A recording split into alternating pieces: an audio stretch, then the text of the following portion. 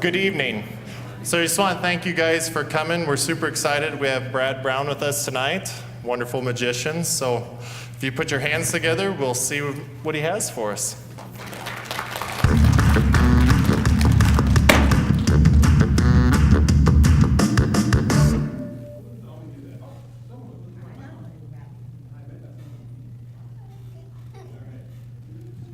Although it's kind of fun to just leave your mic off and point at the sound guy. They love it when you do that.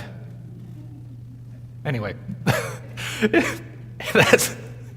sorry, I'm laughing at something else. I've had a day. But I'm here now, and we're okay. I know what you're thinking. Is this guy any good? Here's what I'm thinking. I'm wondering, is this audience any good? Because they all say that. It's not always true. So what I thought I would do, I thought I would start off by giving you sort of a test to see what sort of audience you are. If you're a good audience, I'll stick around. If not, because he made the mistake of giving me the check in advance, I'm just going to the hotel. So what I thought I would do for my test, or for your test, is show you one of the very first tricks I ever learned. Because I started doing magic when I was just a kid, and when I started, I didn't have like big stages like this. When I started, my stage was the front of the fireplace at my grandmother's house. And the auditorium was the kitchen chairs that brought into the living room when my aunts and uncles and cousins would sit on it for my magic shows. So I thought I would show you one of my first tricks, and if you clap a lot, I'll stick around. If not, see you. So imagine, if you will, you are in my grandmother's living room. I am 9 years old, and like all top quality 9-year-old magicians, I have my props, like my magic box for my magic show that I made all by myself. And I have my magic cards. And I would start off with my 1, 2, 3, 4, 5 cards.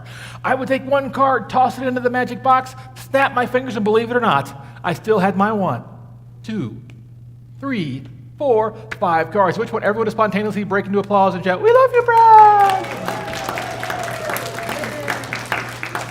Of course, they were all my family, so they kind of had to do that. But all right. Well, now that you know how this works, we'll try this again. So imagine grandmother's living room. I am 6 years old. I start out with my 1, 2, 3, 4, 5 cards. I dropped 1, 2 cards into the magic box. Snapped my fingers, and believe it or not, I still had my 1, 2, 3, 4, 5 cards.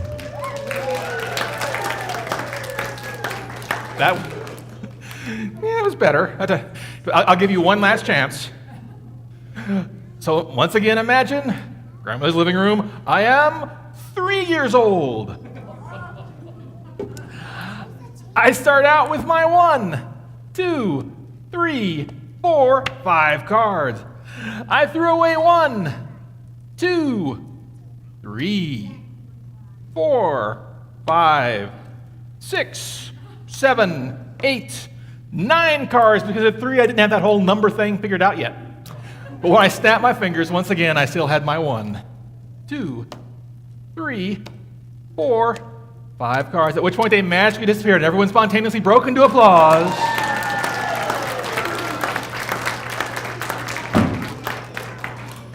All right, I'm going to stick around. But if I'm going to stick around and do magic, there is something you need to know. My job is to do magic and act silly. You probably figured that out all by yourself. What you may not know is that you have 3 really important jobs you have to do. It's not like watching TV where you can do whatever you want. At a magic show, you have 3 jobs. Job number 1, you're already doing really well. That is, you have to be very, very quiet. Perfect. Your second really important job, in the event I do something really cool, something really awesome, it's your job to go like this. Yeah, go ahead just for practice. Give me a yay. Excellent. And your third and final really important job, in the event something were to go horribly wrong, it would be your job to go like this. Yay! Perfect. Well, now that we're ready for magic, I did want to explain one other thing, and that is what magic is, because people get confused by magic. I get confused by magic, and I'm the one doing it. But people think of stuff like movie magic, like you have Dumbledore and Lord of the Rings and stuff, where it looks like they have magic wands to do real stuff and magic spells that really work. That's just movie magic. I don't do movie magic. I do real magic. And of course, real magic is completely made up. is totally fake. I don't have any real power. It's all just pretend. So to explain that, I thought we'd play a game. Have you all heard of the game three-card monte? Nope? Well, perfect. Three-card monte is a card game played with 3 cards, thus the name. I brought along some slightly larger than normal cards to make sure everybody can see. And even though I call this a game, three-card monte isn't really a game. Three-card monte is a way to cheat people out of their money. In big cities, people will try to trick the tourists into playing this game, and in the end, the tourists will always lose because the person with the cards is cheating. And that's why I wanted to play this game, because as a magician, it's my job to cheat. It's my job to trick you. But I'm not trying to take your money away. I'm just doing it for fun. So I think once we play the game, you'll understand. I have 3 cards. Let me get back so everybody can see. I have a queen, an ace, and a king. And because there are only 3, it's super easy to keep track. Even if I were to mix these up, you know I have a king, an ace, and a queen.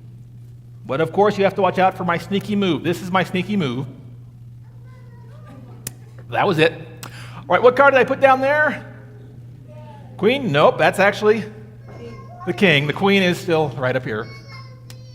That's because even though it looks easy to keep track, it's not. When I'm mixing them up, maybe I move 1 card, maybe I move 2 at the same time. You can't keep track of which is which.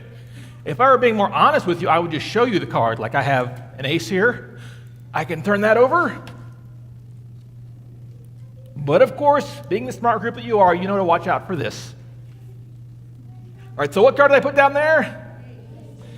No, the ace is right here. It is, in fact, the queen. All right, well, now that you kind of know how this works, we'll do this one more time. This will be for all the money, if we were playing for money. I'm going to take this ace. I'm going to put it right down there. And for those of you who think you have it all figured out, I haven't cheated. Not yet, but I'm about to. Here we go. All right, by raising your hand, how many think the ace is down there? A few? How many think the ace is up here? Okay, how many don't think? That would explain a lot. Well, if you thought the ace was down here, you lost. If you thought the ace was up here, you also lost because there is no ace, and it's all been just a trick. And that's the point where people spontaneously break into applause without me even asking them to.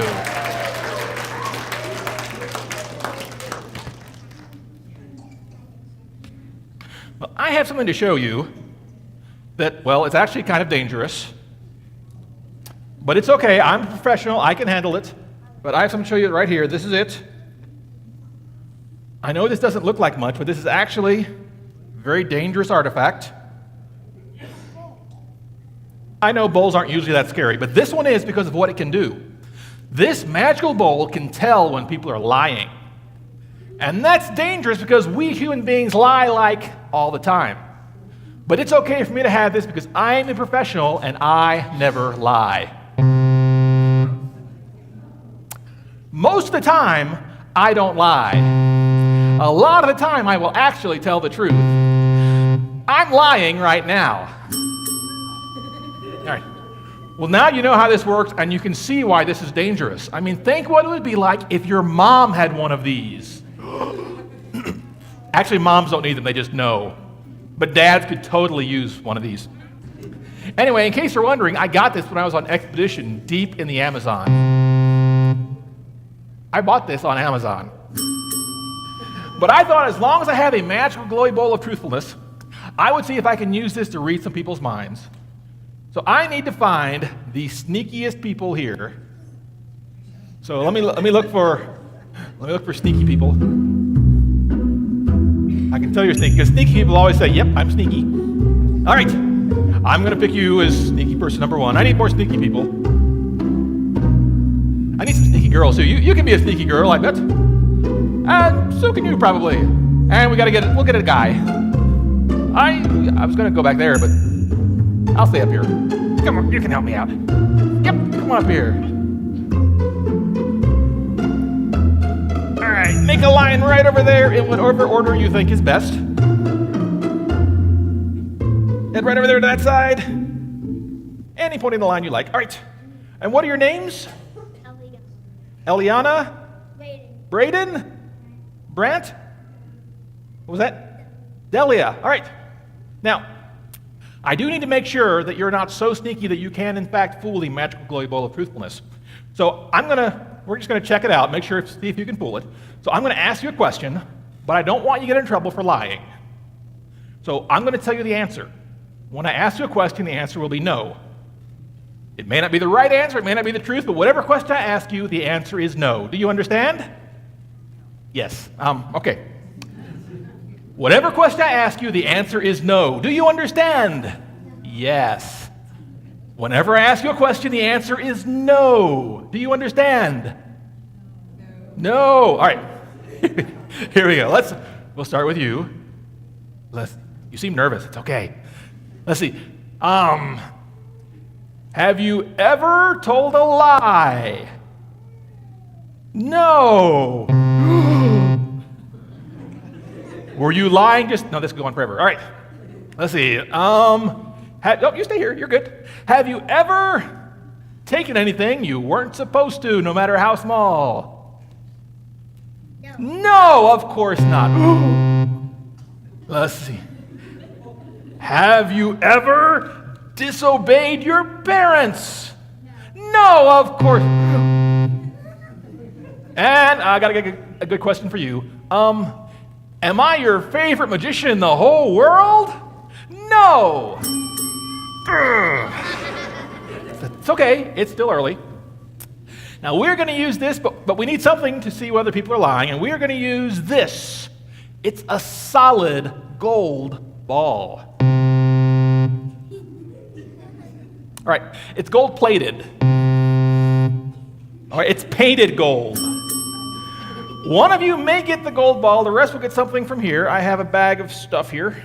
So if you will just hold your hands out in front of you, I'll dump all these out so you can see them. So while one of you may get the gold ball, the rest of you may get something from my bag of spiders. I'm kidding, it's not a bag of spiders. It's a bag of more balls. There are 4 different colored balls in there. They look like gumballs. They are not. Please do not eat them. So you can toss them back in there. There are 4 different colored balls plus 1 gold ball. So when you each get one of you might get the gold ball. Maybe nobody will. We'll see. What I want you to do, I want you to reach in there, grab one. Don't peek at it. Just hide it behind your back. Because I don't want to see it. I don't want anybody to see it. So just hide it in your hand and stick it behind your back. So go in there. Go ahead. Reach in there. Reach all the way in the bottom. Find a good one. Perfect. Reach in there. Find a good one. Choose wisely. You cheated. That's okay. He couldn't help it. Go ahead, reach in there, find a good one. Hide it behind your back.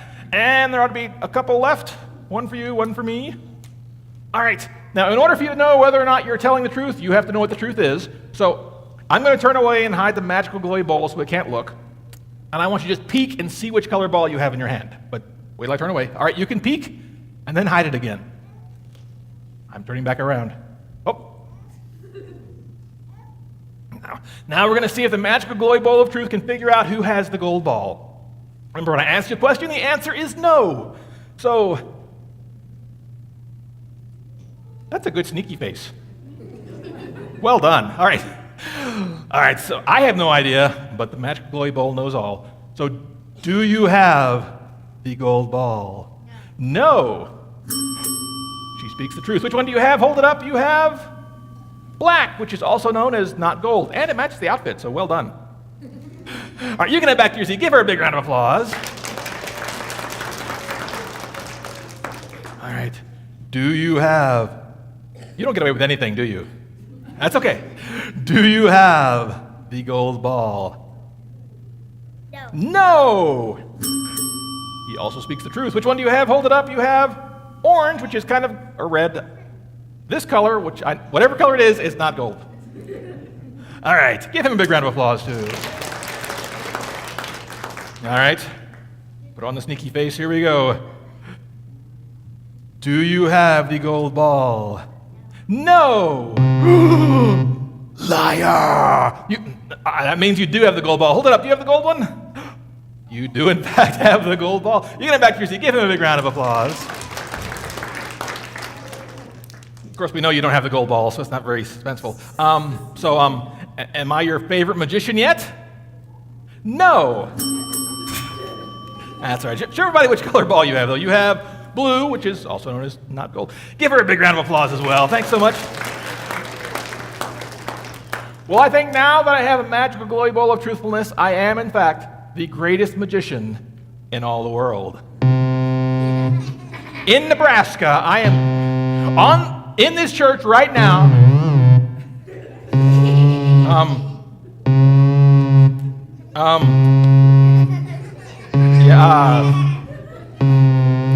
I think I broke it. It's all right. Well,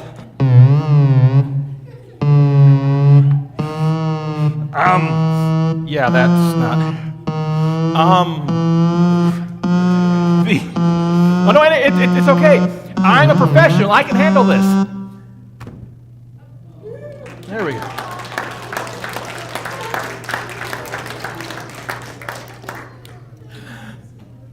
Well, I almost forgot. All right. Halloween is time when we think about ghosts and scary stuff. I have something to show you right now that under other circumstances this might be scary. But it won't be scary because I already told you everything I do is just a trick. It's just pretend. I don't have any real power. But this is the kind of thing people would do to make you believe there were ghosts or something. But you know, no matter how weird this looks, is just a trick.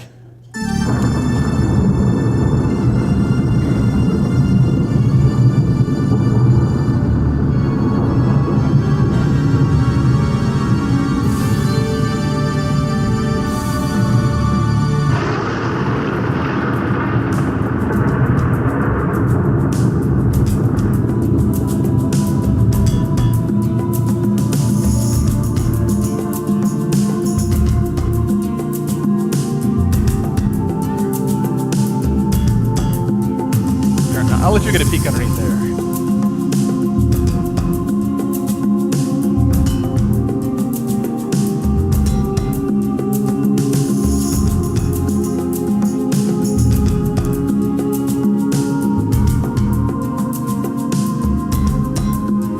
Let's let somebody get up here and get a closer look. I need someone very brave, somebody who's not afraid to pretend ghosts. Cats aren't afraid of ghosts. Miss Kitty Cat, would you mind coming up and help? Just in case cats are flammable, we'll come right over here on this side. You can check things out, make sure there's no cheating going on. You can hold on to those two corners. I will hold on to these two. All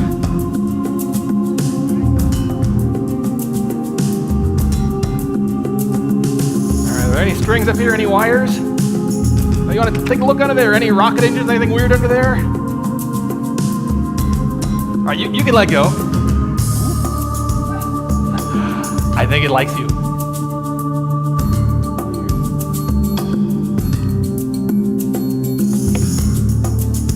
right, well, thank you so much. You can head back to your seat. You did a great job.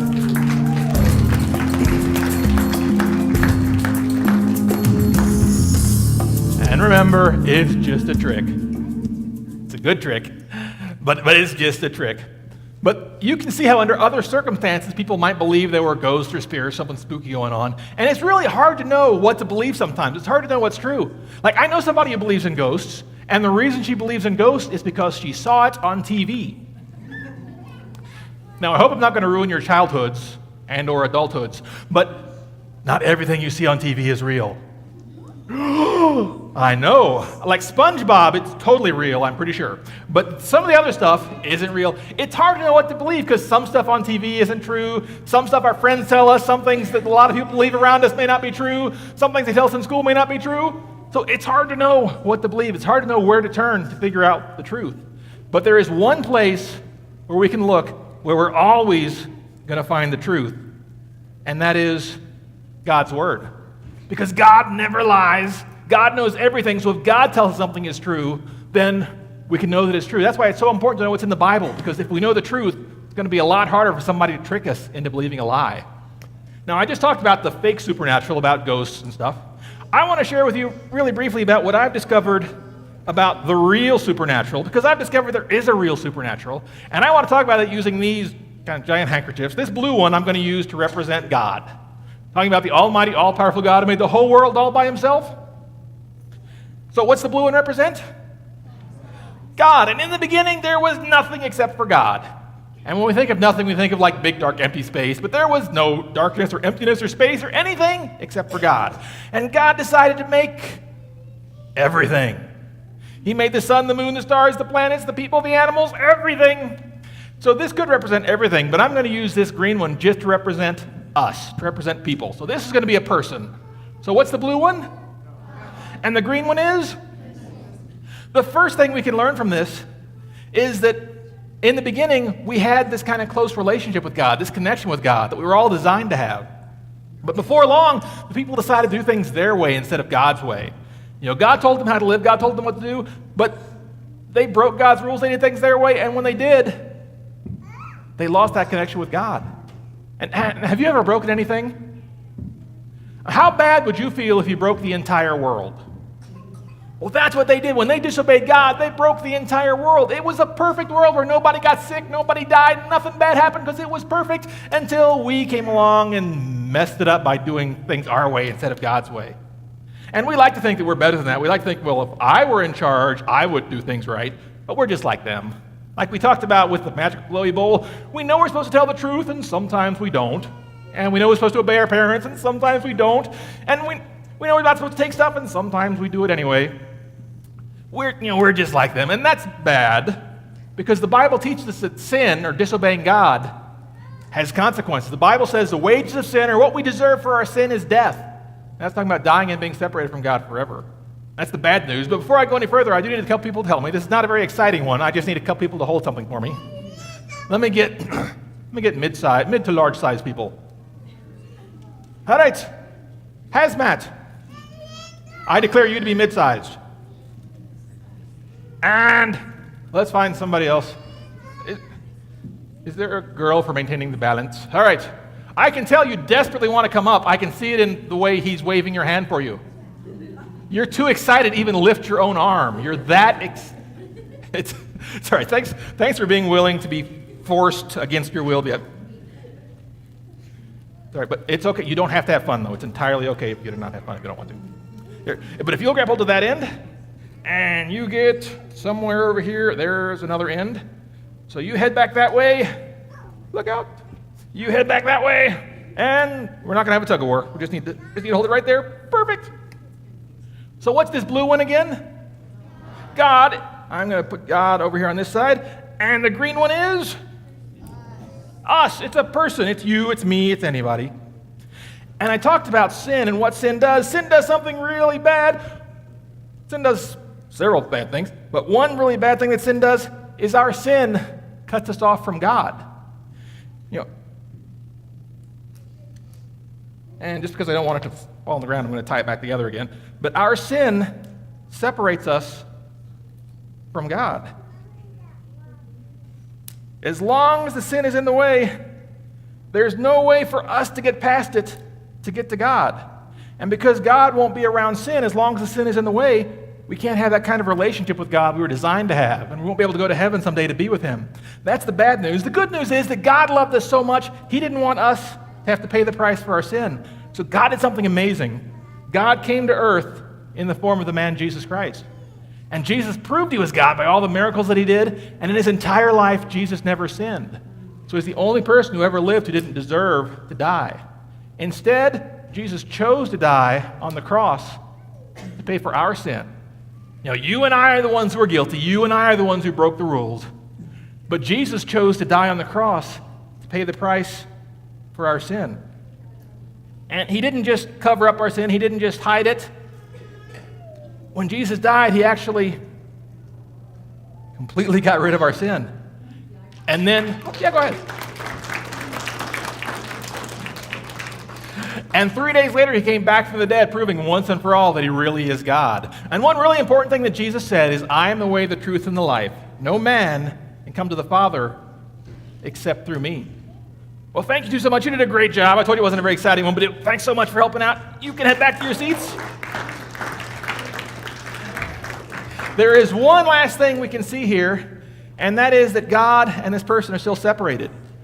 Just because Jesus died and just because He rose from the dead, it doesn't mean that we all have a friendship with God today. It just means He opened up the door to make it possible. But God leaves the choice up to us. We can choose to put our trust in God, invite Him to come into our life, be our friend, stick with us no matter what happens, take us to heaven someday, or we can choose to keep living apart from Him.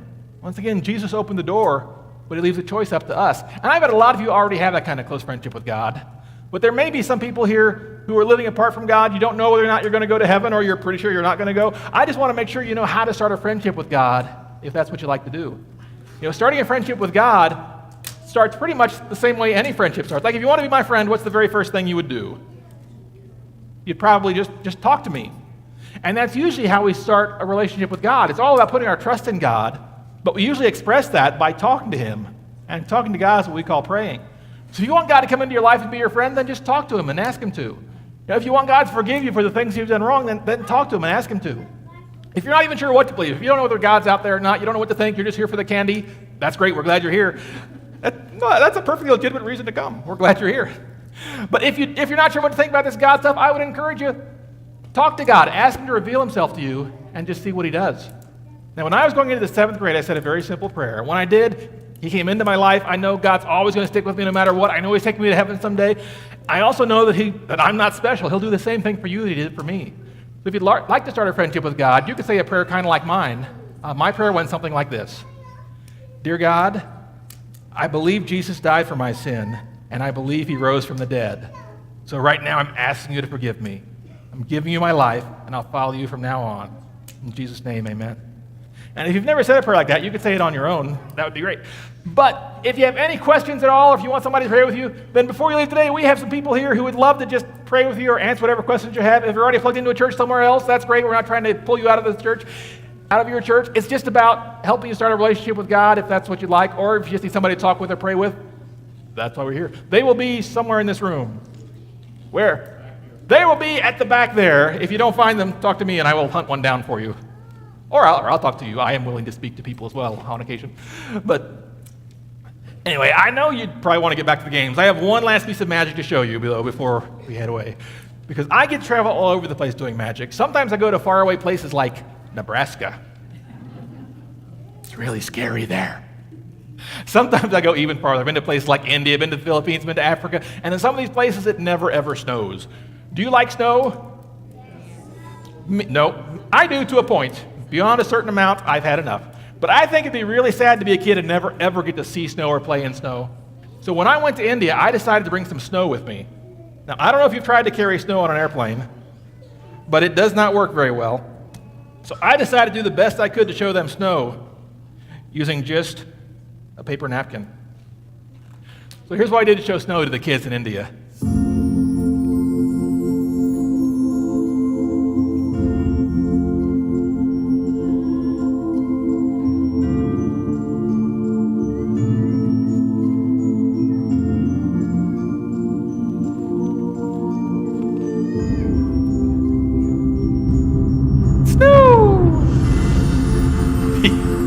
I'm glad your expectations have been lowered enough, and that's amazing. All right, here.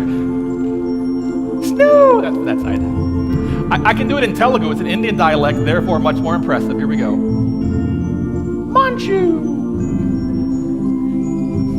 Yeah, they really didn't get it either. Until I opened it up, and they realized I was talking about snow. But of course, this isn't a real snowflake. Real snowflakes are much, much smaller. Real snowflakes are made mostly of water.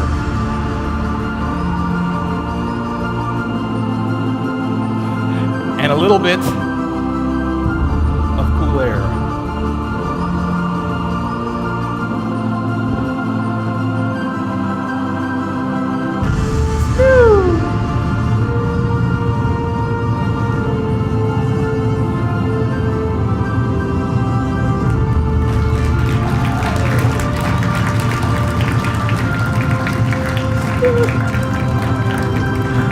Thank you very much. Listen, I hope you like the magic and stuff. Remember, if you have any questions at all about what it means to follow God or just want somebody to talk with or pray with, they will be right back there. We'll be happy to do that.